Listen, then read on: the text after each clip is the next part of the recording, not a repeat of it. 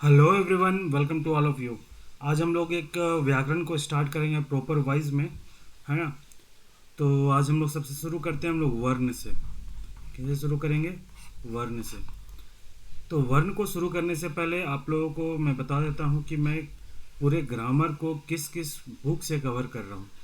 तो आप लोग सबसे पहले ये समझ लिए कि कौन कौन सा बुक है। तो जो व्याकरण का कौन कौन से बुक को हम कवर करेंगे उसको देखते हैं। और साथ ही साथ जो क्वेश्चन में आता है कि उसके संपादक कौन है, कौन सा ईयर में प्रकाशन हुआ, वो भी हम बताते चलते हैं ताकि आपका साथ में होगा। तो पहला है नागपुरी नागपुरी शदानी व्याकरण।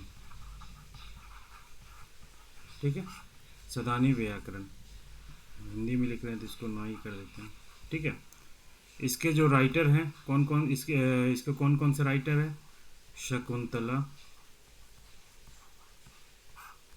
मिश्र, और एक हैं उमेश नंद तिवारी,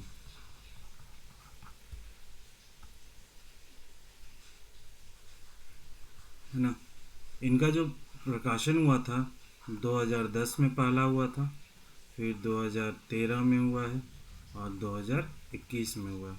इन 3 ईयर में प्रकाशन हुआ है। इसमें क्वेश्चन आता है इसलिए हम बताते जा रहे हैं ताकि कौन कौन सा बुक कवर, टोटल हम 5 बुक कवर करेंगे इसमें, है ना। टोटल 5 बुक को। तो पहला बुक था नागपुरी सदानी व्याकरण। दूसरा बुक है आपका नागपुरिया नागपुरिया सदानी बोली कर व्याकरण व्याकरण। ठीक है। इसका जो संपादक कौन थे, राइटर कौन थे?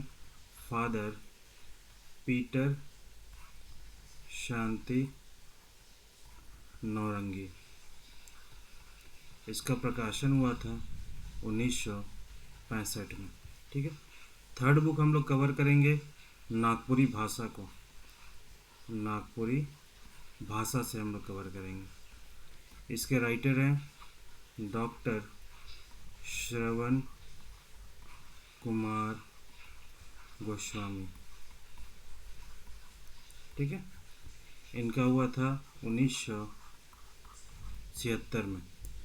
फोर्थ बुक हम लोग कवर करेंगे नागपुरी भाषा का संक्षिप्त परिचय।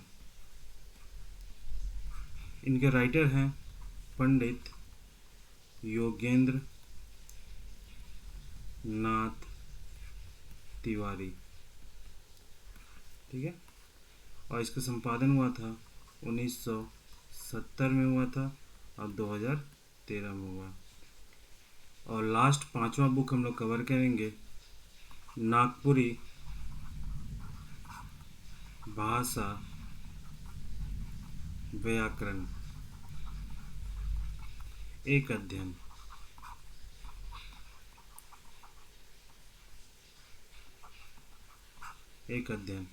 इसके जो राइटर हैं वो डॉक्टर वीरेंद्र कुमार महतो हैं। इनका जो संपादन हुआ था ईयर था 2012 और 2015। तो इतने बुक से हम कवर करेंगे। पहला हो गया आपका नागपुरी भाषा व्याकरण एक अध्ययन, वीरेंद्र कुमार महतो का है। 2012-2015 में इनका संपादन हुआ। इनको याद रखिए क्योंकि यहाँ से क्वेश्चन आता है। दूसरा हम लोग करेंगे नागपुरी भाषा का संक्षिप्त परिचय, पंडित योगेंद्र नाथ तिवारी, जो 1970 और 2013 में इसके लिखे थे। 2013 ही है ना, एक मिनट कंफर्म कर लो ताकि कोई गड़बड़ ना हो। हाँ, 2013 ही है सर, 2013 ही है। ठीक है। और थर्ड आपका है नागपुरी सदानी व्याकरण। शकुंतला मिश्र का, उमेश नंद तिवारी का है। 2010 में, 2013 में और 2021 में इनका पब्लिकेशन हुआ था। फोर्थ बुक है नागपुरी सदानी व्योली कर व्याकरण, फादर सीतर पीटर शांति नौरंगी का है। 1965 में इनका पब्लिश्ड हुआ था। और फिफ्थ बुक है श्रवण कुमार गोस्वामी के द्वारा लिखा हुआ नागपुरी भाषा, बहुत ही इंपॉर्टेंट बुक है। आप लोग देखिएगा जो बदला हुआ रूप का नियम क्या क्या है, आपको कहीं ज़्यादा नहीं मिलेगा। एक मिलेगा कुछ हद तक मिल रहा आपको मिलेगा पीटर शांति नौरंगी में, वो काफ़ी डिटेलिंग में मिला हुआ है श्रवण कुमार गोस्वामी के बुक में। तो हम लोग सारे चीज़ को कवर करेंगे इन सब बुक से। इतने बुक को कवर करने के बाद मुझे नहीं लगता है कि व्याकरण में किसी तरह कोई परेशानी होगी। ठीक है, तो चलिए स्टार्ट करते हैं आज के सेशन को। तो सबसे पहले जो वर्ण है, इसमें हम लोग क्या क्या पढ़ेंगे, इसमें टोटल हम लोग कौन कौन सा चीज़ को पढ़ेंगे वो हम लोग देखते हैं। ठीक है, इसमें सबसे पहले हम लोग पढ़ेंगे, आपको एक खाका बता दे रहे हैं कि टोटल हम लोग क्या क्या इसमें पढ़ने वाले हैं, ताकि आपको एक ओवरव्यू समझ में आ जाएगा। इसमें सबसे पहले हम लोग पढ़ेंगे ध्वनि। ठीक है, ध्वनि को अच्छे से समझेंगे, यहीं से समझेंगे क्योंकि मूल ध्वनि क्या होता है, क्वेश्चन आता है यहाँ से। ठीक है, वो समझेंगे। उसके बाद हम लोग समझेंगे वर्ण को, वर्ण होता क्या है। वर्ण के बाद हम लोग वर्णमाला को देखेंगे। वर्णमाला में ही आपका दो आएगा, एक आता है स्वर्ण वर्ण और एक आता है आपका व्यंजन वर्ण। व्यंजन वर्ण, ठीक है। व्यंजन वर्ण में भी हम लोग डिफरेंट देखेंगे कौन कौन सा। एक देखेंगे स्पर्श व्यंजन कौन सा होता है, एक देखेंगे अंतस्थ कौन सा होता है, एक देखेंगे उष्म कौन सा होता है, और चौथा हम लोग देखेंगे संयुक्त व्यंजन कौन सा होता है। संयुक्त व्यंजन कौन सा होता है। इसी तरह इसी स्वर में हम लोग देखेंगे ह्रस्व स्वर कौन सा होता है, ह्रस्व स्वर। दीर्घ स्वर कौन सा होता है। उसके बाद हम लोग देखेंगे संयुक्त स्वर कौन सा होता है। ठीक है, इतना देखने के बाद व्यंजन वर्ण में ही हम लोग उच्चारण के आधार पर, उच्चारण के आधार पर हम लोग देखेंगे। उच्चारण के आधार पर इसका क्या होता है, आधार पर इसका हम लोग दो रूप देखेंगे। एक देखेंगे स्थान के आधार पर, उच्चारण स्थान के आधार पर, स्थान के आधार पर। और दूसरा हम लोग देखेंगे प्रयत्न के आधार पर, प्रयत्न के आधार पर। प्रयत्न के आधार पर भी हम लोग दो रूप में देखेंगे। एक देखेंगे श्वास के आधार पर क्या होता है, एक हम लोग देखेंगे ध्वनि तंत्री के आधार पर, ध्वनि तंत्र के आधार पर, या स्वर तंत्री के आधार पर, स्वर तंत्री के आधार पर। इसमें कौन कौन सा डिफरेंस, हम लोग क्या क्या चीज़ आएगा वो देखेंगे। उसके बाद हम लोग देखेंगे वर्णों का बदला हुआ रूप, वर्णों का बदला हुआ रूप, बहुत डिटेल में इसको देखेंगे, बदला हुआ रूप। ठीक है, उसके बाद फिफ्थ हम लोग देखेंगे अपनिहिति को। अपनिहिति क्या क्या रूल क्या है, आप लोग बहुत ही सिंपल देखे होंगे कि ई आ जाता है, तो ई कैसे कैसे आता है वो हम लोग देखेंगे, डिटेल में इसको समझने की कोशिश करेंगे। श्वास वाला जो ये पार्ट था, यहीं पे हम लोग देखेंगे अल्प प्राण और महाप्राण, और ये स्वर तंत्री वाला पास में ही हम लोग देखेंगे घोष और उघोष। तो ये सारे चीज़ को हम लोग कंप्लीट करने के बाद हम लोग का वर्ण चैप्टर कंप्लीट होगा। इसके बाद जो आपको एक होता है शब्द विचार, है ना, शब्द के बारे में, देशज शब्द बहुत तरह का चीज़ है, अर्थ के आधार पे है, प्रयत्न के आधार, उत्पत्ति के आधार पे है, चार प्रकार का इसमें विभेद किया हुआ है, उसमें हम लोग फिर शब्द को देखेंगे। तो सबसे पहले हम लोग वन बाय वन इसको समझते हुए चलते हैं आगे, और बहुत अच्छे से समझिएगा, बहुत अच्छा रहेगा सेशन, है ना। कुछ नई चीज़ों को भी देखेंगे, बहुत सारा कन्फ्यूजन होता है, जैसे कहाँ से उसका उच्चारण होता है, कंठ से कहाँ, जैसे स्थान में हम लोग देखेंगे कंठ से किसका उच्चारण होता है, तालु से किसका उच्चारण होता है, मूर्धन्य से किसका उच्चारण होता है। ठीक है, दंत आपका फिर दंत से किसका उच्चारण होता है, ये सारी चीज़ों को देखेंगे ट्रिक के माध्यम से, आपको ट्रिक बता देंगे, है ना, वो चीज़ सारे चीज़ क्लियर हो जाएगा। तो चलिए स्टार्ट करते हैं। सबसे पहले आता है ध्वनि। ध्वनि क्या है, एक वर्ण में इसमें एक होता है ध्वनि और दूसरा है आपका वर्ण। देखो क्या क्या चीज़ हम लोग देखते हैं।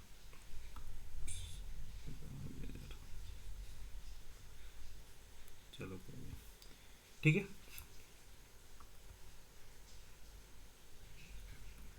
हम्म देखो, ध्वनि क्या होता है? ध्वनि होता है ना, जो बोले और सुने वाली चीज होता है। मूढ़ रूप से कहा जाए, मूढ़ रूप से, मूढ़ रूप से बोले और सुने कर चीज, इसको कहते हैं ध्वनि। ध्वनि मुंह से जो निकल रहा है वही होता है ध्वनि। ध्वनि क्या होता है? मौखिक बोली होता है। क्या होता है? मौखिक बोली। जब मौखिक बोली हो गया, इट मीन्स इसका कोई लिपि नहीं होगा, लिपि नहीं होएला,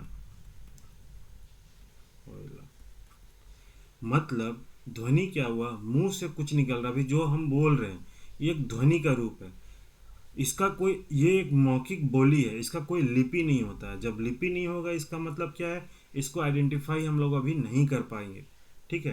तो जैसे ही अब इसको एक बात बोलते हैं कि जो ध्वनि जो है, जैसे जिस प्रकार बोल रहे हैं ना कि मौखिक बोली है, सुने को बोले को वाला चीज़ है, इसका लिपि नहीं होता है, लेकिन ध्वनि का बहुत बड़ा रोल है। आज अभी हम जो भी वर्ड हम यूज़ कर रहे हैं, जो भी बोल रहे हैं, जो चीज़ आप सुन रहे हैं, वो ध्वनि के माध्यम ही सुन रहे हैं। और ध्वनि के मौजूदगी से ही, ध्वनि के रहने से ही, है ना, हम किसी वर्ण का, किसी शब्द का उच्चारण करते हैं। लिपि का जब प्रयोग कर लेते हैं तब वो बन जाता है वर्ण, शब्द, सारा चीज़ का खेल वहीं से शुरू होता है। इसलिए इसको कहा जाता है शब्द का प्राण। ध्वनि को क्या जाता है? शब्द का, शब्द कर प्राण, प्राण कहा जाता है। इसके सहायता बिना, बगैर ध्वनि शब्द का कल्पना नहीं किया सकता है। क्या सकते हैं? बगैर ध्वनि शब्द कर कल्पना नी करल जाए सकेला। बिना ध्वनि का, बिना ध्वनि के हेल्प का हम शब्द का कल्पना नहीं कर सकते। इसलिए ध्वनि is very very very important. ऐसा नहीं है कि इसका लिपि नहीं है तो इसका इम्पोर्टेंस नहीं है, ठीक है। ये चीज़ ध्यान रखिएगा। दूसरा आगे हम लोग देखते हैं कि ध्वनि का जो प्रकार है, यहीं पर कर देते हैं आगे। ध्वनि, ध्वनि के दो रूपों में हम लोग देखते हैं। ध्वनि को दो रूपों में देखते हैं। एक रूप होता है आपका सार्थक ध्वनि। चलो नागपुरी या हिंदी मिक्स ऐसा हो गया है ना। सार्थक ध्वनि, सार्थक ध्वनि। और एक बोलते हैं निरर्थक ध्वनि, निरर्थक ध्वनि, ठीक है। सार्थक ध्वनि कहते हैं जो व्यक्त किया जा सके, जिसको व्यक्त कर सकते हैं, उसको कहते हैं सार्थक ध्वनि। निरर्थक ध्वनि किसको कहते हैं? जिसको अव्यक्त ध्वनि, अव्यक्त ध्वनि। अब क्या होता है व्यक्त ध्वनि? क्या होता है? जो मनुष्य लोग, मनुष्य कहते हैं उसको, मनुष्य लोग जो बोलता है उसी को कहते हैं व्यक्त ध्वनि, मतलब सार्थक ध्वनि। और जो पशु पक्षी सब जो बोलता है, ची ची ची, वाह वाह, जो जो प्रयोग कर रहे हैं ना, वो सब सारा कुछ हो गया निरर्थक ध्वनि। तो दो तरह का हो गया, सार्थक ध्वनि कौन सा होता है, निरर्थक ध्वनि कौन सा हो सकता है, ठीक है। अब देखो एक नया चीज और, इसमें ध्वनि में होता है और एक होता है मूल ध्वनि, ठीक है। किसी भी वर्ड को यूज करते हैं मूल ध्वनि, इसमें क्वेश्चन आता है, यहाँ से क्वेश्चन आया हुआ है। कोई वर्ड यूज कर दिया जैसे गाय, गाय में कितना ध्वनि है का है और कितना मूल ध्वनि है। देखो ध्वनि क्या होता है, हम बोल रहे हैं ध्वनि बोलने और सुनने वाली चीज होता है, ठीक है। अब जैसे बोले गाय, तो गाय में कितना तरह का कितना ध्वनि का यूज करते हैं? एक कह रहे हैं गा, एक कह रहे हैं य, तो कितना ध्वनि हुआ? ये हुआ ध्वनि दो। और ध्वनि का ही मूल ध्वनि क्या हुआ? इसका खंड किए, जब हम ध्वनि को और खंडित कर रहे हैं वही बन जाता है मूल ध्वनि। इट मीन्स गाय गा प्लस ये है, इसको और खंडित कर रहे हैं तो क्या बन रहा, ग हलंत आकार प्लस य हलंत प्लस अ। आप लोग पढ़े होंगे बचपन में, जब भी हिंदी पढ़े होंगे, कि ग के साथ आकार की मात्रा है, य के साथ अ की मात्रा है, इसका मिला हुआ रूप ही बनता है टोटल गाय। मूल ध्वनि का कभी खंडन नहीं हो, फिर खंड नहीं हो सकता। ये सबसे अंत चीज, सबसे लघु इकाई है। मूल ध्वनि क्या है, इसके बाद इसका खंड नहीं किया सकता। ठीक है, तो इसमें टोटल कितना हुआ मूल ध्वनि, गाय में टोटल मूल ध्वनि कितना हुआ 4, और ध्वनि कितना हुआ 2। यहाँ पे क्वेश्चन बनता है, इस तरह क्वेश्चन आया हुआ है कि गाय वर्ड में कितना ध्वनि है, कितना मूल ध्वनि है। तो मूल ध्वनि क्या हुआ, मूल ध्वनि, मूल, इसको ट्रिक के माध्यम से देखिएगा। ध्वनि मतलब क्या, वो जो मुंह से निकल रहा गाय, तो 2 ध्वनि निकल रहा है गाय। मूल ध्वनि मतलब मूल, वर्ड, रूट, रूट कौन सा है, किसके किसके थ्रू बन रहा है, तो विखंडित रूप। यहाँ पे कंफ्यूज बहुत कोई करते हैं कि ध्वनि का नंबर कितना है, जैसे गाय में ध्वनि कितना है, मूल ध्वनि कितना है, तो इसमें बहुत कोई कंफ्यूज करते हैं। तो वर्ड्स में पकड़ो मूल, मूल सबसे रूट, सबसे मेन चीज है ना। तो क्या होगा सबसे मेन चीज, सबसे छोटा रूप ही ना होगा, तो इसलिए इसको इस रूप में आप लोग ध्यान रखिएगा। जैसे क्या होता है ना कि ग्रामर का जो पार्ट है ना, वो लाइव सेशन होने से ना बहुत ज़्यादा अच्छा रहता है ना। जैसे अभी हम क्वेश्चन आप लोग से पूछते हैं कि विवेक, विवेक में कितना मूल ध्वनि है, ध्वनि है, आप लोग वहाँ से जवाब, तो ये थोड़ा सा अच्छा टू वे कम्युनिकेशन होता है एटलीस्ट ग्रामर में। तो ग्रामर वो लाइव करते हैं ना, ज़्यादा अच्छा रहता है। खैर अब तो नहीं कर रहे हैं, तो हम लोग इसी रूप में देखते हैं, है ना। तो ध्वनि कितना हो गया 2, और मूल ध्वनि क्या हुआ 4। ठीक है, इसमें क्वेश्चन और क्या किस तरह का पूछता है वो देखिए। इसमें जो ध्वनि के रूप में जो क्वेश्चन पूछा है, इसमें पूछ सकता है आपको डेफिनेशन के माध्यम से कि ध्वनि किसको कहते हैं, ध्वनि का लिपि होता है या नहीं होता है। जैसे हम अभी क्वेश्चन बना रहे हैं, क्वेश्चन बन सकता है इसमें, इसमें क्वेश्चन बन सकता है कि ध्वनि कर संबंध में, ध्वनि कर संबंध में हेठे देवल कौन कथन सही है क्या। अब ए 1 और 2 शायद ना हो, आप लोग में ये भ्रांति होगा कि शायद हो सकता है क्वेश्चन इसमें नहीं पूछेगा नागपुरी में, वो जीएस में पूछ सकता है, तो यहाँ ABCD करके ही बना देगा उसी चीज़ को। तो यहाँ पे इस तरह क्वेश्चन पूछा जाएगा। यहाँ पे ध्वनि कितना है, मूल ध्वनि कितना, ये तो क्वेश्चन ऑलरेडी पूछा जा चुका है, कितना ध्वनि है कितना मूल ध्वनि है। तो इस रूप में आप लोग ध्वनि को समझिएगा। ध्वनि का काम यहीं तक खत्म हो रहा है। अब आते हैं हम लोग वर्ण पे, अब आता है वर्ण पे, वर्ण। ठीक है, ध्वनि का देखो, ध्वनि का ही लिखित रूप, ध्वनि का ही लिखित रूप होता है वर्ण। इसका मतलब ये हुआ कहने का, ध्वनि प्लस लिपि, जब ध्वनि के साथ लिपि ऐड कर देते हैं तो बन जाता है वर्ण। ध्वनि के साथ जब लिपि ऐड कर देंगे बन जाएगा वर्ण। इसी को दूसरे रूप में हम लोग कह सकते हैं ध्वनि कर लिखित रूप, लिखित रूप। ध्वनि का लिखित रूप को भी हम लोग वर्ण कह सकते हैं। क्या बोल सकते हैं अगला, लघु वाक्य ध्वनि के वर्ण कहना। लघु वाक ध्वनि को वर्ण कहते हैं। लघु वाक ध्वनि मतलब क्या हुआ, उच्चारित भाषा या वाणी का सबसे छोटा इकाई, क्या कहते हैं, उच्चारित भाषा या वाणी कर सब से छोट इकाई। इसका मतलब क्या हुआ, जैसे हो गया वर्ण में आ क ख, ये सब सारा कुछ हो गया वर्ण, ये सबसे सबसे लघु इकाई है ना। तो इसी को कहते हैं हम लोग वर्ण। इसलिए अब एक तरह से एक नया डेफिनेशन हम लोग कर सकते हैं इसी रूप में, डिफरेंट डिफरेंट फॉर्म में, वर्ण का डिफरेंट डिफरेंट फॉर्म में आता है क्वेश्चन। इसलिए हर तरीके से वर्ड्स को, हर तरह के डेफिनेशन को आप लोग समझिए, अच्छे से कॉन्सेप्ट को क्लियर कीजिए। ठीक है, वर्ण उस मूल ध्वनि को कहते हैं, वर्ण उ मूल ध्वनि के कहल जाएला जेकर खंड नी करल जाए सके। मतलब कह रहा वर्ण उस मूल ध्वनि को कहते हैं, उस मूल ध्वनि को कहते हैं जिसका खंड नहीं किया सकता है। मतलब जैसे हम लोग कहे मूल ध्वनि क्या था तभी, ग अ आकार प्लस य प्लस अ, ये जितना भी मूल ध्वनि है, क्या इसका खंड हम लोग कर सकते हैं? नहीं कर सकते। तो इसी को कहते हैं हम लोग वर्ण। वर्ण क्या कहते हैं? मूल ध्वनि का, उस मूल ध्वनि को कहते हैं जिसका खंड नहीं किया जा सकता, इसका खंड नहीं किया सकता है।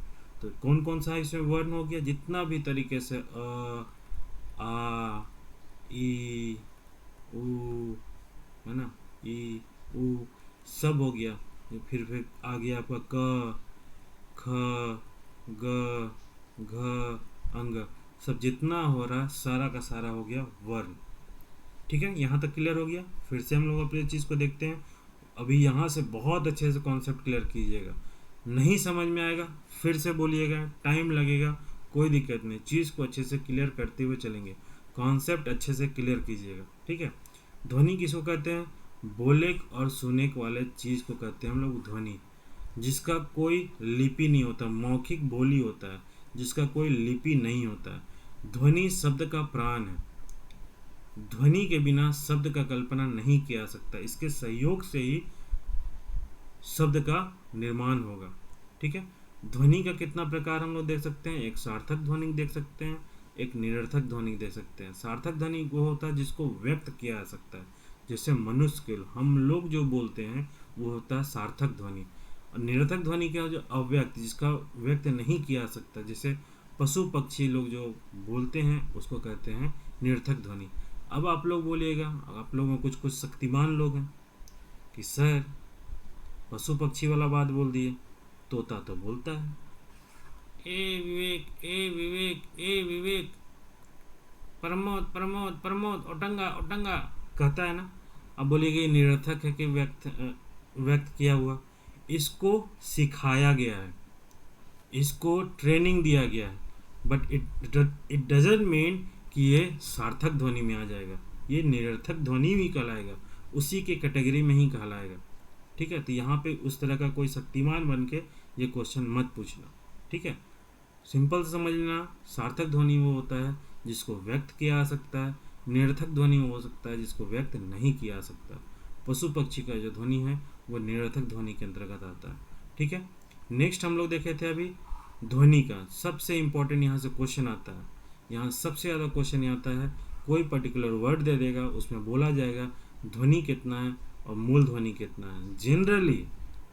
जनरली ध्वनि का जो होता है उसी का डबल जस्ट होता है मूल ध्वनि। बट जैसे होता है हम बोलते हैं अम्बा, है ना, तो यहाँ पर ये डबल नहीं होगा, यहाँ पे क्या हो जाएगा अम्बा, तो इसका मूल ध्वनि डिफरेंट हो जाएगा। जैसे हम अभी बोल रहे हैं जनरली क्या होता है डबल होता है, तो यहाँ पे डबल नहीं होगा। तो ये ध्यान रखिएगा कि ध्वनि कितना होता है, मूल ध्वनि कहते हैं, यहाँ से क्वेश्चन आता है। नेक्स्ट हम लोग देखे थे वर्ण। वर्ण क्या होता है? जब ध्वनि के साथ लिपि का संयोग कर देते हैं तो बन जाता है वर्ण। ठीक है, ध्वनि का लिखित रूप को ये कहते हैं वर्ण। दूसरे तरीके से बोलते हैं लघु वाक ध्वनि के वर्ण कहना। लघु वाक ध्वनि क्या हुआ? उच्चारित भाषा या वाणी का सबसे छोटा इकाई। ठीक है, उसी के बाद एक डेफिनेशन के रूप में भी देखते हैं कि वर्ण उस मूल ध्वनि को कहते हैं जिसका खंड नहीं किया सकता है। मूल ध्वनि हम लोग देखे थे, तो क्या अब इसका खंड किया जा सकता है? नहीं किया सकता है। वर्ण टोटल कितना हो गया आपको पता है? टोटल जितना अ से लेकर ज्ञ तक सारा वर्ण के कैटेगरी में आएगा। ठीक है, अभी हम लोग नागपुरी में कौन कौन सा वर्ण का प्रयोग करते हैं नहीं करते हैं, अभी उसमें हम लोग फोकस नहीं करेंगे, सब धीरे धीरे क्लियर होगा। अभी चीज़ों को खाली आप लोग समझिए। जब यहीं से जब वर्ण का निर्माण हो गया और जब हम लोग लिखित ध्वनि कर दिए, लिखित ध्वनि करके देते तो वर्ण तो हो ही गया, तो वर्ण से ही फिर आगे आता है वर्णमाला। यहाँ से क्या आ जाता है आपका वर्णमाला। वर्णमाला वर्णमाला दो तरीके से हुआ। एक हम लोग पढ़ते हैं स्वर वर्ण, है ना, स्वर वर्ण, और एक करते हैं हम लोग व्यंजन वर्ण। व्यंजन वर्ण। देखो स्वर वर्ण किसको कहेंगे, अब वो चीज़ देखते हैं। स्वर्ण वर्ण उसको कहते हैं, एक मिनट, कहाँ गया, कौन सा कलर ले ले यार, कोई और सा वाइट ही रखते हैं, चलो। स्वर्ण वर्ण किसको कहते हैं, जिसका उच्चारण बिना किसी बाधा के स्वतंत्र रूप से हो। किसको कहते हैं स्वर वर्ण, जेकर उच्चारण बगैर कोनो बाधा के होएला। बिना किसी, बगैर किसी बाधा का होता है, उसको कहते हैं हम लोग स्वर्ण वर्ण। इसको क्या बोला, स्वतंत्र उच्चारण। इसको क्या बोलते हैं हम लोग, स्वतंत्र उच्चारण। ठीक है। इकर उच्चारण में क्या बोलते हैं, एक एक रूप में इकर उच्चारण में, इकर उच्चारण में वायु मार्ग, वायु मार्ग में कोनो अवरोध नहीं होएला। कोनो अवरोध या गतिरोध बोलो, गतिरोध नहीं होएला। ठीक है। स्वर्ण वर्ण उसको कहते हैं जिसका उच्चारण बिना किसी बाधा के हो। जिसका उच्चारण बिना किसी बाधा को हो उसको कहते हैं स्वर्ण वर्ण। स्वर्ण वर्ण एक स्वतंत्र उच्चारण होता है। ठीक है। इसका उच्चारण में वायु मार्ग में कोई अवरोध नहीं होता, किसी बिना किसी अवरोध को निकल जाए उसको कहते हैं स्वर्ण वर्ण। ठीक है। स्वर्ण वर्ण को तीन प्रकार से हम लोग देखते हैं। स्वर्ण वर्ण को तीन प्रकार से हम लोग देखेंगे। कौन कौन सा है वो देखते हैं। तीन प्रकार है इसका। एक है आपका ह्रस्व वर्ण, ह्रस्व वर्ण। एक कहते हैं हम लोग ह्रस्व ह्रस्व ह्रस्व स्वर। एक मिनट हो जाएगा, ह्रस्व स्वर। एक हो गया आपका दीर्घ स्वर। एक आपका होता है संयुक्त स्वर। ह्रस्व स्वर में कौन कौन सा होता है हम लोग, अ, ई, उ, ये ह्रस्व स्वर है। दीर्घ स्वर में कौन होता है, आ, ई, ओ। और संयुक्त स्वर में कौन सा होता है, ए, ओ। अभी हिंदी में जितना हम लोग स्वर वर्ण पढ़े थे, यहाँ आप लोग देखिएगा कुछ चीज मिसिंग होगा। उसका प्रयोग हम लोग नहीं करते हैं, उसका बदला हुआ रूप को हम लोग प्रयोग करते हैं। जैसे ए, औ, इसका प्रयोग हम लोग नहीं करते हैं नागपुरी में। इसके जगह कुछ बदला हुआ रूप करते हैं, हम लोग आगे देखेंगे। तो अभी आप बस इतना ही समझ लीजिए कि स्वर वर्ण का जो भी है, स्वर वर्ण में जो तीन पार्ट है आपका, एक ह्रस्व स्वर, दीर्घ स्वर और संयुक्त स्वर। ह्रस्व स्वर कौन होता है, तीन, अ, ई, उ। दीर्घ स्वर क्या होता है, आ, ई, बड़ी ई की मात्रा, बड़ा उ का मात्रा। और संयुक्त स्वर होता है ए और ओ। कहीं कहीं पर किसी किसी बुक में इस संयुक्त स्वर के जगह में इसको भी दीर्घ स्वर के अंतर्गत रखा है, लेकिन इसका जो मैक्सिमम बुक में यही देखा गया कि इसको अलग सेपरेट रखा गया है। तो आपसे यहाँ क्वेश्चन पूछ सकता है ह्रस्व स्वर की संख्या कितनी है, तो आपको बताना है 3। दीर्घ स्वर की संख्या कितनी है, तो आपको बताना है 3। और संयुक्त स्वर की संख्या कितनी है, तो आपको बताना है 2। ये है आपका ह्रस्व मतलब स्वर्ण वर्ण के बारे में। अब स्वर्ण वर्ण, अब इसी से आपसे क्वेश्चन पूछ लिया जाएगा कि स्वर्ण वर्ण की संख्या कितनी है। स्वर्ण वर्ण की संख्या कितनी है, जो बहुत ही मतभेद है। अभी आप लोग समझ जाइए इसका 8 है, लेकिन जैसे ही सबसे लास्ट में हम ये बताएंगे स्वर्ण वर्ण और व्यंजन वर्ण की संख्या एग्जैक्टली क्या है, और कौन कौन राइटर, कौन कौन जो हमारे मतलब व्याकरण का जो पांचों बुक लिखा हुआ उसमें क्या क्या संख्या दिया हुआ है वो भी बता देंगे।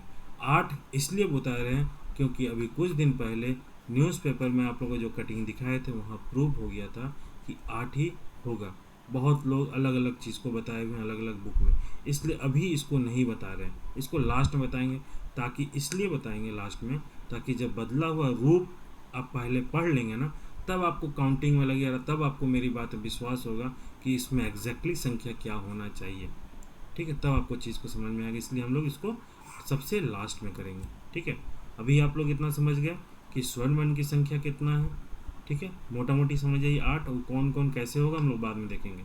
स्वर्ण वर्ण क्या हो गया, जिसका उच्चारण बिना किसी बाधा को हो, स्वतंत्र उच्चारण हो, वायु मार्ग में किसी प्रकार को कोई अवरोध ना हो, इसी को कहते हैं स्वर्ण वर्ण। ठीक है, यहाँ तक खत्म हो गया। अब आते हैं हम लोग व्यंजन वर्ण में। अब आते हैं हम लोग क्या, व्यंजन वर्ण में। व्यंजन वर्ण, अब भाई स्वर्ण वर्ण का उच्चारण बिना किसी बाधा का होगा, तो इसका मतलब क्या होगा, इसमें कुछ ना कुछ बाधा होगा, मतलब किसी न किसी का सहयोग होगा। मतलब क्या होगा, जिसका उच्चारण जेकर जेकर उच्चारण स्वर की सहायता से हो, स्वर कर मदद से हो,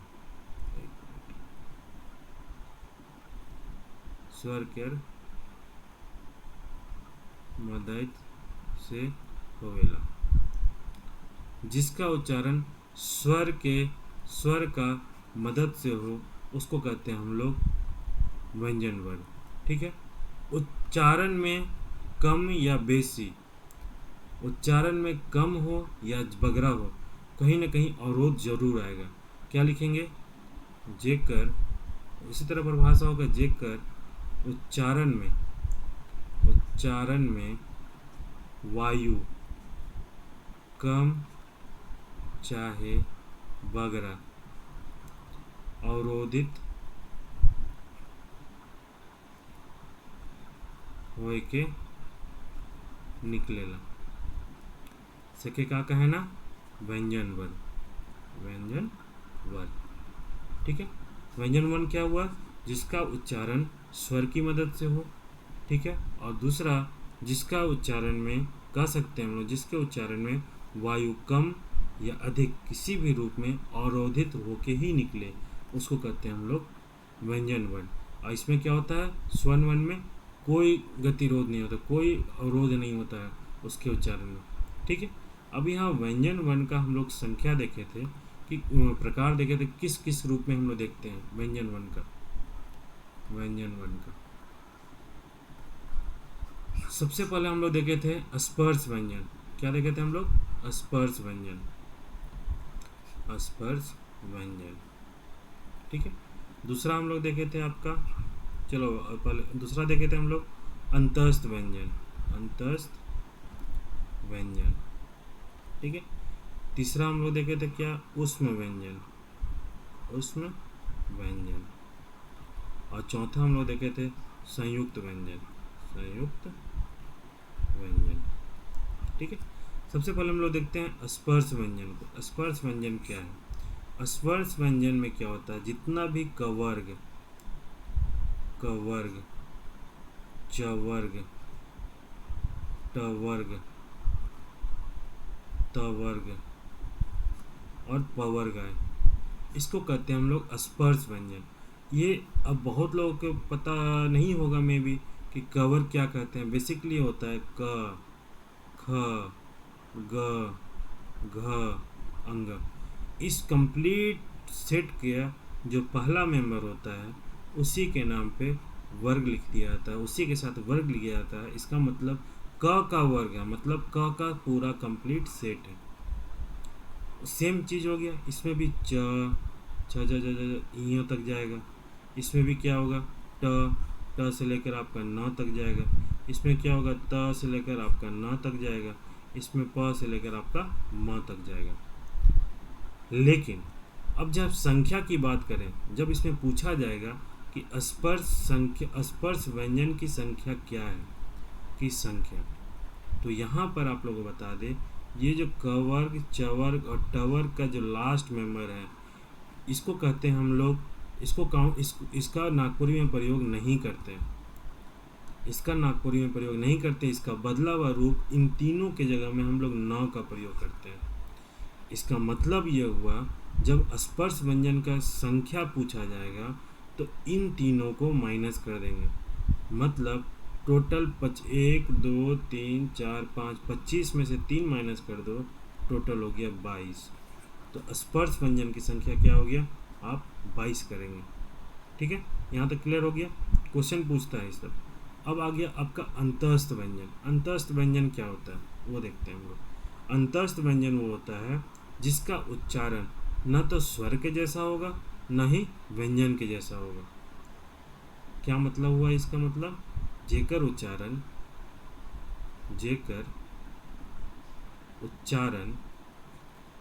ना तो स्वर लखे होएला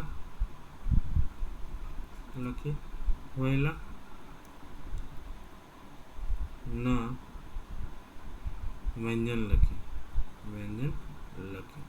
मतलब क्या हुआ इसका कहने का मतलब कि जब हम लोग कोई भी व्यंजन का प्रयोग करेंगे या स्वर्ण का प्रयोग करेंगे तो किसी का जो हम लोग जो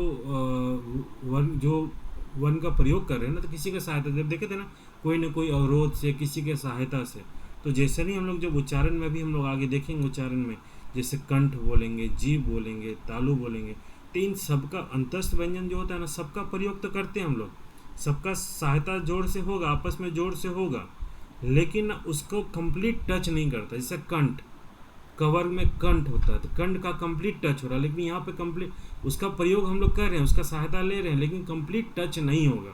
इसलिए बोला जाता है ना तो स्वर के जैसा हो रहा ना ही व्यंजन के जैसा। ठीक है, इसमें लिख सकते हैं हम लोग कि जेकर उच्चारण जीव, तालु, दंत, होंठ के आपस में जोड़ के बोलो या सटाए के बोलो कर होएला। मुदा लेकिन कोनो लखे पूर्ण स्पर्श नहीं होएला। मतलब कंप्लीट रूप से उसका स्पर्श नहीं करो, उसका हेल्प हम लोग लेते हैं, वो टच होता है, उसका सटा के प्रयोग करते हैं, उसका जोड़ के प्रयोग करते हैं, उसके आपस में संबंध होता है, लेकिन किसी भी प्रकार से पूर्ण स्पर्श नहीं करता। जैसे हम लोग व्यंजन वर्ण में देखेंगे कंप्लीट स्पर्श करेगा। जैसे बोलेंगे ट च, कैसे मूर्धन्य का प्रयोग हो रहा है, कैसे तालु का टच हो रहा है, तवर्ग में कैसे आपका दंत का प्रयोग कर रहे हैं हम लोग। तो उन सब चीज़ को हम लोग आगे देखेंगे, आगे तो हम लोग देखेंगे, लेकिन वहाँ पे जिस तरह हम कंप्लीट प्रयोग कर रहे हैं ना, कंप्लीट प्रयोग, यहाँ व्यंजन को जो अंतस्थ वर्ण है उसका कंप्लीट प्रयोग नहीं करते हैं। इसलिए बोला गया ना तो स्वर के जैसा प्रयोग होता है ना तो व्यंजन के जैसा।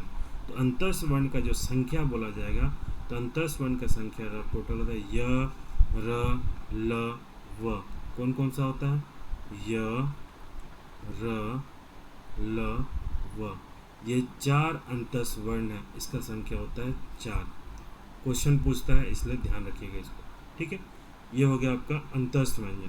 अब आते हैं हम लोग उष्ण व्यंजन। अब आ गए हम लोग क्या, उष्ण व्यंजन पे।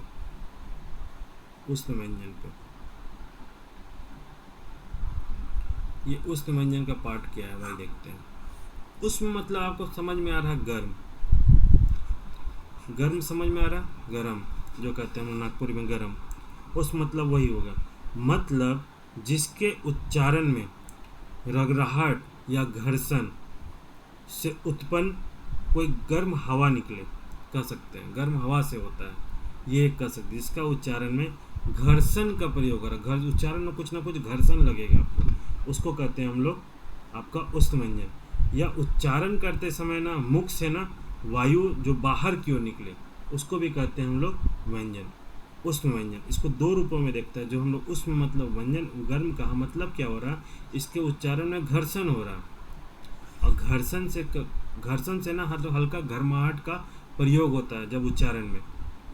और सिंपल भाषा में, जो व्याकरणिक भाषा में देखा जाएगा, बोला जाता है उष्ण व्यंजन वो होता है जिसके उच्चारण में ना मुख से वायु निकले, मुख से वायु जो है ना बाहर की ओर निकले, है ना, उसको कहते हैं हम लोग उष्ण व्यंजन। ठीक है, उष्ण व्यंजन की संख्या कौन कौन सा होता है? श, श, धन स और ह। ये नहीं, सॉरी, हाँ स, हाँ हाँ, श, स, श, ह। ये कंप्लीटली उष्ण व्यंजन है। लेकिन नागपुरी में इन दो श का प्रयोग नहीं कर सकते हैं, नहीं करते हैं। एक होता है पेटकटा सा, एक होता है मूर्धन्य सा। इसको जो कहते हैं हम लोग प्रयोग नहीं करते, इसके जगह में हम लोग श का ही प्रयोग करते हैं। इसका मतलब ये हुआ नागपुरी में उष्ण व्यंजन की संख्या कितना हो गया? टोटल 2। इन दोनों का तो प्रयोग करते ही नहीं, तो इसका संख्या हो जाएगा 2। क्लियर यहाँ पर? अब आते हैं हम लोग संयुक्त व्यंजन। संयुक्त व्यंजन क्या होता है वो देखते हैं हम लोग। संयुक्त व्यंजन जिसका उच्चारण दो वर्ण को मिला के हो, दो वर्ण को मिला के हो, उसको कहते हैं हम लोग संयुक्त व्यंजन। क्या कहते हैं इसको? दुई अलगे अलगे व्यंजन के एक संग मिलाए के लिखल जाएला। मतलब दो अलग अलग वर्ण को एक साथ मिला के लिखा जाए, उसको कहते हैं संयुक्त वर्ण। संयुक्त जैसे मान लो छ, त्र, ज्ञ। इस छ का प्रयोग करते हैं क और स का मिलन से, इन दोनों का से जोड़ से ही क्षत्रिय का छ बना, त्र बना है त और र के संयोग से, ज्ञ बना है आपका ग और अ के संयोग से। तो इसमें बोला जाता है कि जो संयुक्त वर्ण है ना, दो वर्ण के संयोग से, जो मिलन से मिला हुआ, दो जोड़ से बना हुआ संयुक्त वर्ण। इसमें क का क्षत्रिय का छ का क्या हुआ? क और स से बना। त्र का क्या होता है? त और र से। ज्ञ का क्या होता है? ग और य से। ठीक है, कहीं कहीं आप एक जगह हम देखें तो ग और य भी लिखा हुआ है। ठीक है, लेकिन ग और अ का ही प्रयोग करते हैं। ये चीज़ हो गया। नागपुरी में अब बोला जाएगा संयुक्त वर्ण की संख्या क्या है? देखो, संयुक्त व्यंजन की संख्या नागपुरी में इन तीनों का प्रयोग हम लोग नहीं करते, इसका बदला हुआ रूप करते हैं। इसका बदला हुआ रूप क्या होता है अभी हम बता देते हैं। ठीक है, इसका बदला हुआ रूप कौन कौन सा होता है? जो छ है क्षत्रिय वाला, इसका प्रयोग करते हैं हम लोग छ से। कहीं कहीं ख भी हम लोग देखेंगे, तो इसका हम लोग नियम बाद में देखेंगे कहाँ ख होता है। जैसे होता है ना पक्ष, पक को हम लोग पक भी लिखते हैं, छ से भी होगा, ख से भी प्रयोग होगा। त्र का क्या होगा? तर। ठीक है, और ज्ञ का क्या होगा? गे, जिसे बोलते हैं ज्ञान। ज्ञान क्या लिखते हैं? गे यान, ऐसे लिखते हैं। क्षत्रिय का क्षत्रिय, तो क्या लिखते हैं इसको? क्षत्रिय। ज्ञान को क्या लिखते हैं? ज्ञान। तो इस तरह इसका प्रयोग करते हैं। तो इसका बदला हुआ रूप का प्रयोग होता है। कैसे क्या क्या नियम होगा हम लोग इसको बाद में देखेंगे। तो यहाँ हम लोग क्या देखें, अब इसको शुरू से आप लोग एक बार देख लीजिए, फटाफट क्विक रिवीजन। इसमें व्यंजन वर्ण का जो हो गया, एक होता है आपका स्पर्श व्यंजन, एक हो रहा था आपका स्पर्श व्यंजन। स्पर्श व्यंजन में कवर्ग, चवर्ग, टवर्ग, तवर्ग और पवर्ग, इन चारों का सबका सारा मेंबर हो जाता है स्पर्श व्यंजन। ओनली क्या होता है, जो लास्ट का जो 3 होता है इसको हम लोग छोड़ देते हैं, क्योंकि नागपुरी में इसका प्रयोग नहीं होता है। तो नंबर ऑफ संख्या क्या होगा? टोटल 22। अंतस्थ व्यंजन किसका होता है, किसको कहते हैं? जिसका उच्चारण न तो स्वर के जैसा होता है, न ही व्यंजन के जैसा होता है, उसको कहते हैं अंतस्थ व्यंजन। अंतस्थ व्यंजन की संख्या कितना है? य, र, ल, व, टोटल हो गया 4। उष्ण व्यंजन किसको कहते हैं? जिसका उच्चारण करने में मुख से वायु बाहर की ओर निकले, उसको कहते हैं उष्ण व्यंजन। उष्ण व्यंजन की संख्या कितना है? टोटल है 2। ऐसे कितना होता है? 4। श, श, श, ह। इन दोनों का प्रयोग नहीं करते, इसलिए संख्या कितना हो गया? 2। संयुक्त व्यंजन किसको कहते हैं? जब दो अलग अलग मतलब कि वर्ण के मिलन से जो जोड़ के जो वर्ण बनता है, उसको कहते हैं हम लोग संयुक्त व्यंजन। संयुक्त व्यंजन का संख्या कौन कौन सा है भाई? इसमें कौन कौन सा है? एक क्षत्रिय वाला त्र है और एक आपका गिया है। इसको कहते हैं हम लोग संयुक्त व्यंजन। यहाँ तक क्लियर हो गया क्या क्या है? चीज़ें क्लियर हो गया? चलो ठीक है। अब अगला देखते हैं उच्चारण के लिए। अब हम लोग आगे देखे थे ना उच्चारण के जैसा, आगे देखे थे उच्चारण वाला पार्ट। इसमें हम लोग देखे थे दो चीज़। इसमें क्या देखे थे? दो चीज़। एक देखे थे स्थान के आधार पर, स्थान के आधार पर, उच्चारण स्थान के आधार पर, आधार पर, ठीक है। और एक देखे थे हम लोग प्रयत्न के आधार पर, कर आधार पर, ठीक है। जब उच्चारण के आधार पर इसमें क्या क्या हम लोग चीज़ देखेंगे? उच्चारण के आधार पर हम लोग देखे थे एक कंठ के, कंठ से उच्चारण किसका होता है। दूसरा देखे थे तालव्य से हम लोग देखेंगे, तालव्य बोलो या तालु से। उसके बाद देखेंगे हम लोग मूर्धन्य से, मूर्धन्य से उच्चारण किसका होता है। एक देखते हैं दंत से, दंत से उच्चारण किसका इसका होता है। एक को देखते हैं ओष्ठ से, ओष्ठ से उच्चारण किसका इसका होता है, ठीक है। उसका दंतोष्ठ हो गया, है ना। कंठ तालु का प्रयोग किसका होता है। तो इस सब चीज़ों को भी हम लोग यहाँ पे इस जगह में देखेंगे। प्रयत्न के आधार पे हम लोग दो चीज़ को देखेंगे। एक देखे थे हम लोग देखेंगे श्वास, श्वास का कैसे प्रयोग करके क्या क्या होता है। इसमें दो चीज़ होता है, एक होता है अल्प प्राण, अल्प प्राण, और एक होता है महाप्राण। बहुत लोग कंफ्यूज करते हैं, बहुत अच्छे से प्यार से इसको समझेंगे हम लोग, ठीक है। कोई कंफ्यूजन, जरा सा भी कंफ्यूजन नहीं होगा। और देखो हम लोग देखे थे स्वर तंत्री के आधार पर, स्वर तंत्री के आधार पर, है ना, स्वर तंत्री के आधार पर। इसमें क्या क्या होता है? दो चीज़ हम लोग देखेंगे। इसमें भी बहुत लोग को होता है, एक घोष वर्ण किसको कहते हैं और एक अघोष वर्ण किसको कहते हैं, अघोष वर्ण किसको कहते हैं। इन सब चीज़ों को हम लोग यहाँ देखेंगे। तो सबसे पहले हम लोग स्थान के आधार पर देखते हैं, स्थान के आधार पर देख रहे हैं। चलो नेक्स्ट। तो स्थान के आधार पर देख रहे हैं, इसको बहुत अच्छे से इंटरेस्टिंग बनाते हैं स्थान के आधार पर, ठीक है। उच्चारण स्थान के आधार पर हुआ। अब एक हम लोग फोटो बनाते हैं प्यार से, किसका बनाए? और टोंगा का बनाते हैं, कल टेस्ट में आया नहीं था।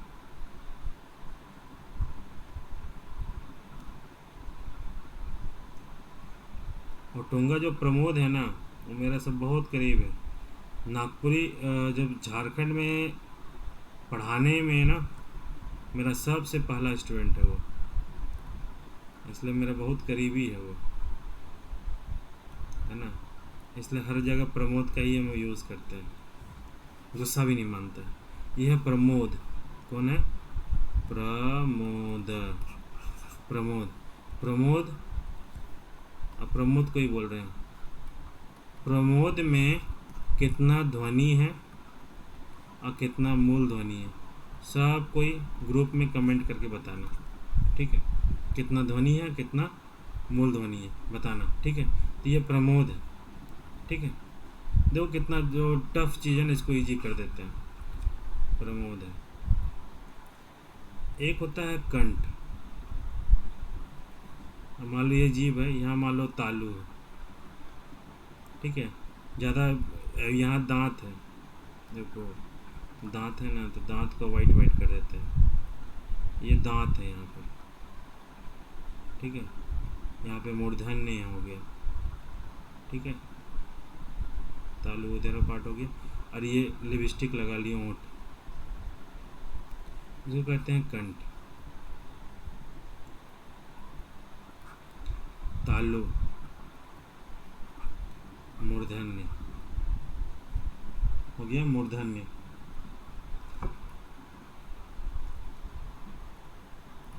ये हो गया आपका, ये वाइट वाला पार्ट हो गया दंत। ये हो गया लाल लाल ओंठों पे गोरी, किसका काम है, नाम है ओष्ठ, ओंठ बोलो ना, ओंठ। ये चीज़ है, ठीक है। ज़्यादा लंबा तो नहीं ना हो रहा वो वीडियो, कितना हो रहा 49 मिनट। एक काम करते हैं, इसको आगे से ना हम लोग इसको नेक्स्ट वीडियो बनाते हैं, इसको नेक्स्ट वीडियो बताते हैं, कोशिश करेंगे अभी ही हम दे दें इसका वीडियो ताकि बोरिंग ना हो, ठीक है। इसको बहुत ही ईजी तरीके से कर देंगे, बहुत ईजी से तरीके से इसको कंप्लीट कर देंगे, रटना नहीं होगा, ठीक है। चलो नहीं, इसका ये लंबा हो जाएगा, चलो नेक्स्ट वीडियो में इसको करते हैं, नेक्स्ट वीडियो में इसको कंप्लीट कर देंगे, ठीक है। तो इस तरीके से बहुत इजी वे में हम लोग कंप्लीट करेंगे इसको, बहुत अच्छे तरीके से इसको समझाएंगे, देखेंगे कंठ से उच्चारण कैसे होगा। ये बहुत लोगों को याद नहीं होता कि कंठ से रटना पड़ता है, रटने का ज़रूरत ही नहीं होगा यार, कोई रटने का ज़रूरत नहीं होगा। चलो कर ही देते हैं इसको, हटाओ, है ना। जब कंठ, अब देखो ना सीक्वेंस नंबर देखो, एक मिनट इसको कर देते हैं, ये हाँ, ये नंबर 1 है, ये नंबर 2 है, ये नंबर 3 है, ये नंबर 4 है, ये नंबर 5 है, लाल लाल ओंठों पे, ठीक है। अब देखो हम अगर नीचे से चलते हैं ना, इधर से हम इधर से चलना शुरू करेंगे, तो पहला कौन आता है, कंठ, दूसरा तो उसी के बाद आएगा तालु, उसी के बाद आएगा मूर्धन्य, उसके बाद आएगा दांत, फिर सबसे बाहर में आता ओंठ, ठीक है। अब हम लोग जरा लिखो, क ख ग घ सब तो पढ़े हो ना, क वर्ग, च वर्ग, ट वर्ग, त वर्ग, अप वर्ग, ठीक है। अब यहाँ पे सिंपल, अभी यर अलावा उसके बारे में नहीं बता रहे, सिंपल ये समझो उच्चारण की जगह में सबसे पहला किसका पोजीशन था भाई, कंठ का, यहाँ ना मार दो पहला पोजीशन, उसके बाद कौन था, तालु ना, मार दो दूसरा पोजीशन, उसके बाद मूर्धन्य ना, मार दो तीसरा पोजीशन, उसके बाद दांत ना, मार दो चौथा पोजीशन, उसके बाद ओष्ठ ना, उसको मार दो पांचवा पोजीशन। अब आप लोग कुछ भी बोलिए, इसका कोई भी पार्ट का रहेगा, इसका कोई भी पार्ट का रहेगा, क ख ग घ अंग, सिर्फ प्रमोद का चेहरा याद रख लेना, प्रमोद का चेहरा याद रख लेना। सबसे पहले कंठ से, नीचे कंठ से स्टार्ट करेंगे हम लोग, सबसे पहले आता था कंठ, उसके बाद आता था तालु, उसके बाद आता था मूर्धन्य। पोजीशन ही है ये, अपने से हम सेट नहीं किए, वो पोजीशन ही है। मुंह में तालु का पोजीशन देखिएगा, तालु के बाद ही आएगा मूर्धन्य का, उसके बाद आएगा दांत, उसके बाद आएगा ओंठ। सबसे पहले अगर कंठ से देखिए, सबसे नीचे आ रहा कंठ, उसके बाद ऊपर में आएगा तालु, है ना, जीभ का जो ऊपरी वाला पार्ट, फिर आएगा मूर्धन्य, फिर आएगा आपका दांत, फिर आएगा ओंठ। ये सीक्वेंस ही है, ये अपने से हम नहीं बनाए, ये खुद ब खुद सीक्वेंस है। तो खुद ब सीक्वेंस है, तो इसी सीक्वेंस में बैठा दो, यही है। तो ये क का जितना क ख ग घ सारा कुछ हो गया कवर के कैटेगरी में, मतलब कंठ के कैटेगरी में, ये कंठ का कैटेगरी में आ गया, कंठ, कंठ, ये कंठ के कैटेगरी में आ गया। अब उसी तरह चवर्ग है, चवर्ग का देखते हैं हम लोग, च छ ज ज ये किसका आ जाएगा, ये आ जाएगा आपका तालु, तालव्य। उसके बाद टवर्ग में देखिए, ट ठ ड ढ, सॉरी ये ढ तो बाद में हो गया, ये किसका आ जाएगा, मूर्धन्य का, मूर्धन्य का कैटेगरी। तवर्ग में देखिएगा, त थ द ध न, ये किसके कैटेगरी में आएगा, दंत के कैटेगरी में। पवर का कैटेगरी देखिए, प फ प फ ब भ म, ये किसके कैटेगरी में आएगा, ओष्ठ के कैटेगरी में। सही बता रहे ना, कोई गड़बड़ तो नहीं ना हो रहा, जोश जोश में हम भी होश खो देते हैं कभी कभी, ठीक है। दंत ओष्ठ, पर्वगार ओष्ठ, ठीक है, यही सीक्वेंस है। तो ये सीक्वेंस आपको कम्प्लीटली याद हो गया। अब कभी भी इसको भूलने की ज़रूरत पड़ेगा ही नहीं, बस बोले ना प्रमोद का चेहरा याद रखिएगा, बस प्रमोद का चेहरा याद रखिएगा और ये सीक्वेंस में चलिएगा, चीज़ें क्लियर हो जाएंगी, उस पर आपको पता चलेगा ये चीज़। लेकिन कुछ कुछ चीज़ को भी ध्यान रखना है कि जो कंठ है ना, कंठ में ऐसा नहीं सिर्फ क ख ग घ होता, किसी और का भी प्रयोग होता है, तालु में भी कुछ और होता है, वो भी हम लोग देखना है। तो कंठ के साथ कौन होगा, इस प्रमोद का कंठ के साथ कौन सहयोगी होगा, स्वर का दो आदमी, अ और आ, अ और आ, और एक होगा ह। याद रखिएगा, कंठ का जो पार्ट है ना, कंठ वाले पार्ट से कवर का टोटल, उसके बाद स्वर का अ, आ और ह, ये चीज़ याद रखिएगा। तो इसको हम लोग कर सकते हैं कंठ आहा, रट लो यार, चलो अभी बन गया, कोडिंग कर लो, कोडिंग करते हैं हम लोग कंठ का। ओहो, ये नागपुरी हिंदी के चक्कर में ना पूरा सब गड़बड़ हो गया है। कंठ, कंठ की जगह कंठ कोल्ड ड्रिंक पीते हैं, coco cola, coca cola, coca होता है ना, कोका कोला, कोका कोला पीते हैं हम लोग। आहा, कवर कट के, ये तो हमको रटने की जरूरत है पड़ेगा नहीं, ये तो फिक्स हो गया। अब ये वाला जो चीज़ होता है ना, अलग अलग चीज़, उसको करते हैं। कंठ में हम लोग कोका कोला पी रहे हैं, तो क्या निकल के आहा निकल जा रहा। हा, मतलब क्या होगा, हा में क्या हो जाएगा, ह प्लस आ गया टोटल। कंठ मतलब क्या, कोको कोला पी के प्रमोद कोको कोला पी के क्या किया, आहा किया, ठीक है। तो कंठ का आ जाएगा आपका, कंठ का आ जाएगा वर्ग प्लस आहा प्लस हा, ये तीन चीज़ आ गया कंठ का। कंठ से इसका प्रयोग होता है उच्चारण स्थान। अब हमको नहीं लगता है कभी कोई भूलेगा, ठीक है। इस तरह से इंटरेस्टिंग कीजिएगा ना, हर चीज़ का कोडिंग बना सकता है, ठीक है। ये अभी जस्ट अभी मेरे माइंड में आया, कोई पहले नहीं किए थे, ठीक है। तो ये कंठ का पोजीशन हो गया। अब आपसे यहाँ क्वेश्चन पूछ सकता है, क्वेश्चन पूछ सकता है कि जो कंठ में, कंठ से जो उच्चारण हो रहा है उसका नंबर कितना है। तो क्या क्या नंबर है, हम अंगा को तो अभी हम लोग पकड़ लिए थे, ये तीन आदमी को तो हटाओ, इसका प्रयोग ही नहीं होता है। तो इसका हो गया टोटल 4, 4 2 4 1 5।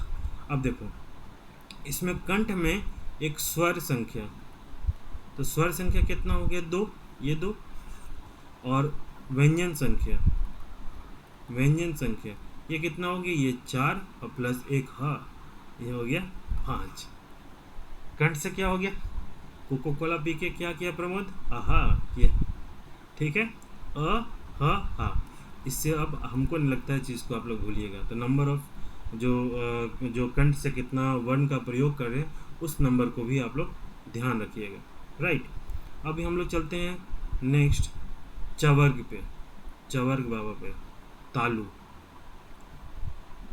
तालु, तालु का प्रयोग क्या हुआ भाई, एक चवर्ग था, तो चवर्ग का टोटल 4 संख्या, 4 संख्या क्या है भाई, 4 संख्या कौन कौन सा था, एक ज था, च छ ज झ, इया का तो प्रयोग नहीं करते, उसको हटा दो। उसके बाद तालु में होता है स्वर का 2, स्वर का 2, ई और ई, ये 2 का प्रयोग करते हैं। उसके बाद य, उसके बाद य और स का प्रयोग करते हैं। लेकिन हम लोग नागपुरी में इस स का प्रयोग तो नहीं करते हैं, इसलिए मार दो जनिया इसका, है ना। हम लोग के प्रिंसिपल बोलते थे जब कटते थे ना, इसे 2 × 5 और 5 × 7, इसको जनिया मार दो, इसको जनिया मार दो, ऐसे कहते थे प्रिंसिपल सरस्वती विद्या मंदिर में, ठीक है। तो ये हो गया कौन सा, ये हो गया आपका इस स का प्रयोग तो हम लोग करते हैं, इसको हटा दो। तो नंबर ऑफ संख्या क्या हो गया, स्वर का कितना हो जाएगा तालु के लिए, तालु के लिए हो गया 2, और व्यंजन के लिए कितना हो जाएगा, व्यंजन के लिए ये 4 और एक ये, टोटल हो गया 5, ठीक है। इस तरह से जो करेंगे, है ना। चलिए, तालु का क्या हो गया, चवर का ये और य, और उसके बाद स्वर का क्या होता हो गया, ई और ई। इसका कोडिंग एक बार बना के देखो, नहीं होगा हमको बताना, बना देंगे बोलेगा तो, ठीक है। नेक्स्ट हम लोग देखते हैं आगे क्या है भाई। तालु के बाद क्या होता है, मूर्धन्य, मूर्धन्य के बाद च के बाद क्या होता है, टवर्ग, टवर्ग। एक मिनट, ये नहीं, इसको एक यहीं पे लिख देते हैं, एक सेकेंड। प्रमोद गुस्सा नहीं ना करता है भाई, फ़ोन नहीं उठाता है, तुम फ़ोन करते हैं उठाते भी नहीं हो, ठीक है। चलो, अब आ गया तुम्हारा क्या, मूर्धन्य, मूर्धन्य, मूर्धन्य की जगह क्या आ गया, टवर्ग, टवर्ग था ना। तो टवर्ग में भी टोटल 4 हो गया, क्योंकि हम लोग न का जो इसका टवर्ग का न होगा इसका प्रयोग हम लोग नहीं करते हैं। दूसरा, इस टवर्ग में ही र और स का प्रयोग करते हैं, र और स भी इसमें मूर्धन्य के अंतर्गत आता है। इसका जो नंबर हो गया, इस स का तो प्रयोग हम लोग करते नहीं है, इसलिए इसका जो व्यंजन में प्रयोग हो जाएगा, व्यंजन में कितना संख्या हो जाएगा टोटल, 4 प्लस 1 5, टोटल कितना हो जाएगा 5, 4 इसका प्लस 1 इसका 5। उसी तरह दंत का अब ये क्या हो गया र, है ना, तो मूर्धन का क्या होगा, टर कर दो, है ना, मूर्धन में क्या होगा, मूर्धन के साथ टर का कोडिंग कर दो, र के हिसाब से निकाल लेना उसको, ठीक है। अब आ गया दंत,